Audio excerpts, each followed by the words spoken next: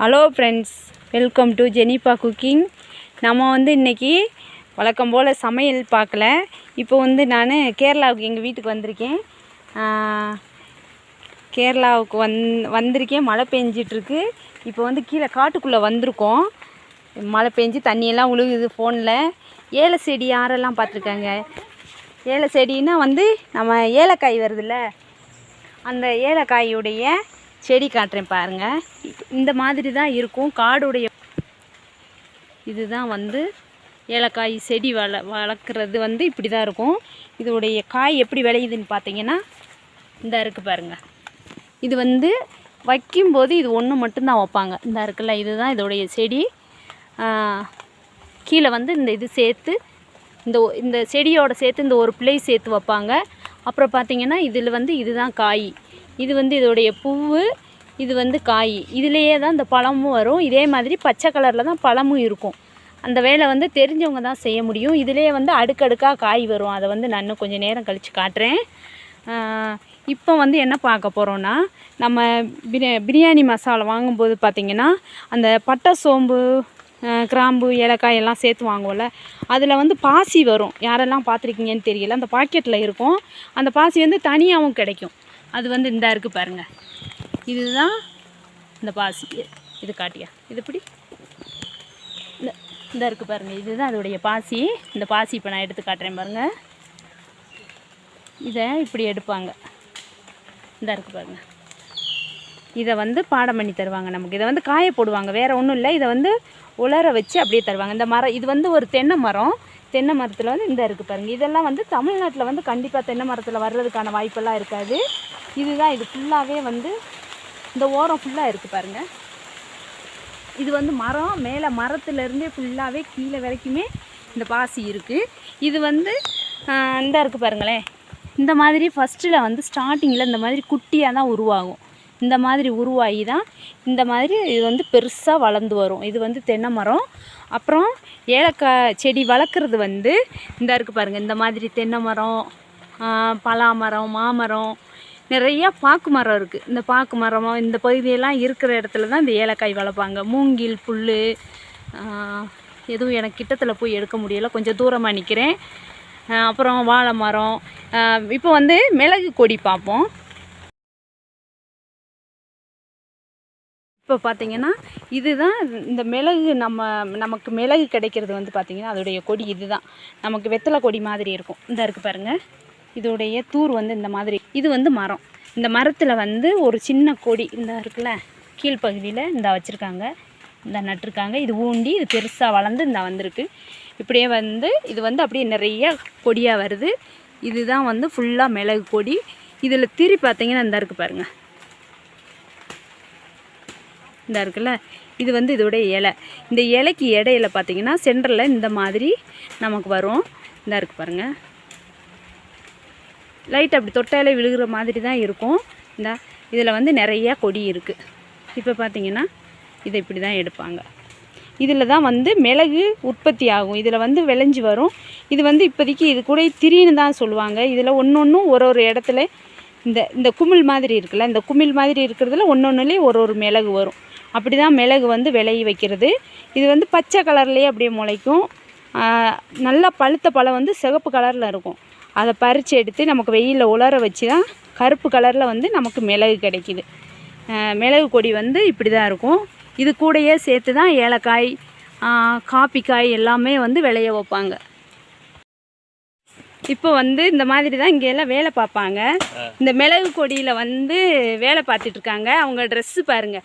மழை நேரத்துக்கு இந்த மாதிரி தான் இருக்கும். பிளாஸ்டிக்கு ஜருகத்தாள் இருக்குல்ல, அது வச்சு தான் ட்ரெஸ்ஸு போட்டிருப்பாங்க. இந்த மாதிரி கத்தி, இந்த மாதிரி அருவாள் வச்சு தான் இந்த ஏலக்காய் செடிக்கு இந்த களையெல்லாம் வெட்டி சுத்தம் பண்ணுவாங்க.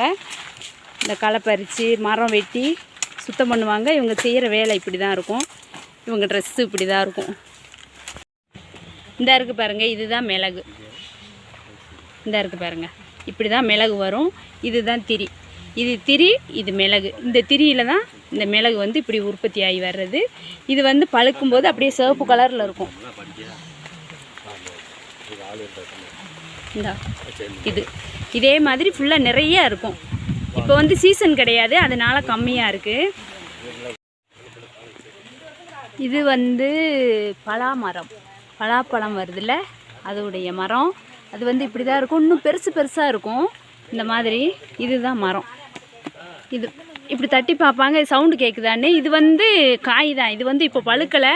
ஆனால் இந்த காய் வந்து சரி கிடையாது, அதனால வெடித்து இதிலிருந்து பாலாக வந்திருக்கு.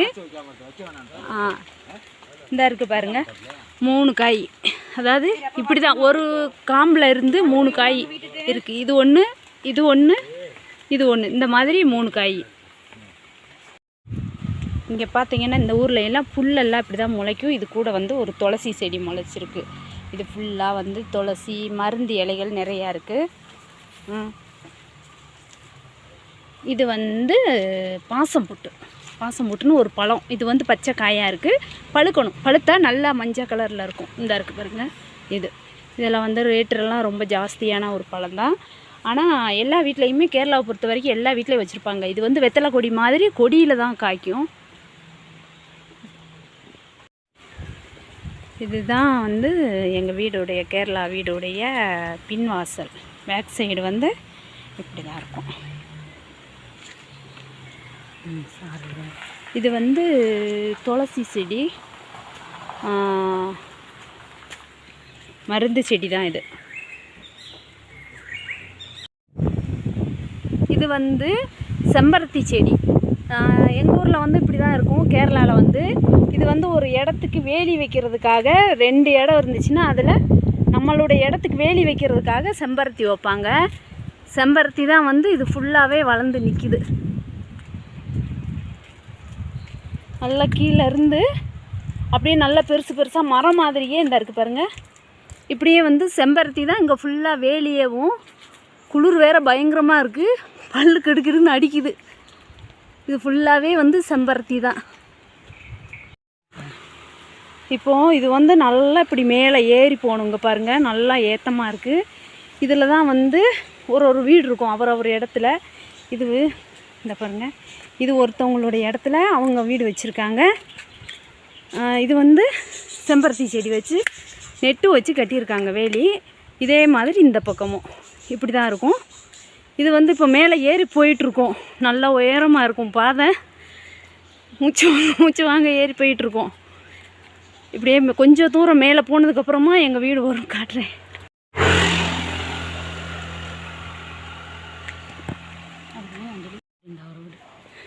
இது ஒரு வீடு, இது ஒரு வீடு. அப்புறமா ரோட்டுக்கு பக்கமாக இந்த பக்கமாக ஒரு வீடு. இங்கே வந்து எப்படின்னா அவங்கவுங்க இடத்துல அவங்கவுங்க வீடு வச்சுருப்பாங்க.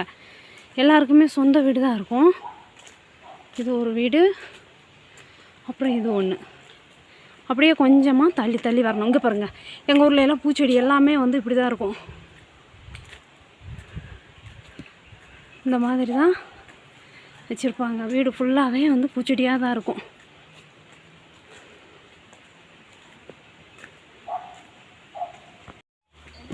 இது வந்து காஃபி காய், நம்ம காஃபி குடிக்கிறோம்ல அதோடைய காய் இது. இப்போ வந்து இது காயாக இருக்குது. இதுதான் அதோடைய செடி, இந்த மாதிரி இருக்கும். இது வந்து அதோடைய காய். இது வந்து பழுக்கிறதுக்கு இன்னும் ஒரு 3 மாதம் ஆகும். இது பழுத்ததுக்கப்புறம் சிவப்பு கலரில் ஆகும். இந்த பழத்தை எடுத்து பாடம் பண்ணி தான் நமக்கு காஃபி பவுடராக கிடைக்கிது. இப்போ வந்து நாங்கள் ஊருக்கு கிளம்பிட்டோம். வெளியில் வந்து பயங்கர மழை பெஞ்சிட்ருக்கு, அதனால் வந்து வீடியோ கண்டினியூ பண்ண முடியலை. இப்போ சாப்பிட்றதுக்கு வந்திருக்கோம். இது வந்து கேரளா சாப்பாடு, பரோட்டா, மட்டன் கிரேவி, அப்புறம் இது வந்து கப்பை பிரியாணி. மட்டன் வச்சு மட்டன் கப்பக்கிழங்கு மரவள்ளி கிழங்கும் சேர்த்து பிரியாணி செஞ்சு அதில் வந்து வெங்காயம் கட் பண்ணி வச்சுருக்காங்க. டேஸ்ட் பண்ணி பார்க்கலாம்.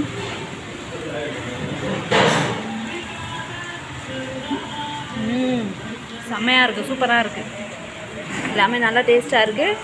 வீடியோ கண்டினியூ வந்து எனக்கு வந்து வீடியோ எடுக்க முடியல, மழை பெஞ்சிருக்குனால. அடுத்த வீடியோவில் சந்திப்போம். பாய்.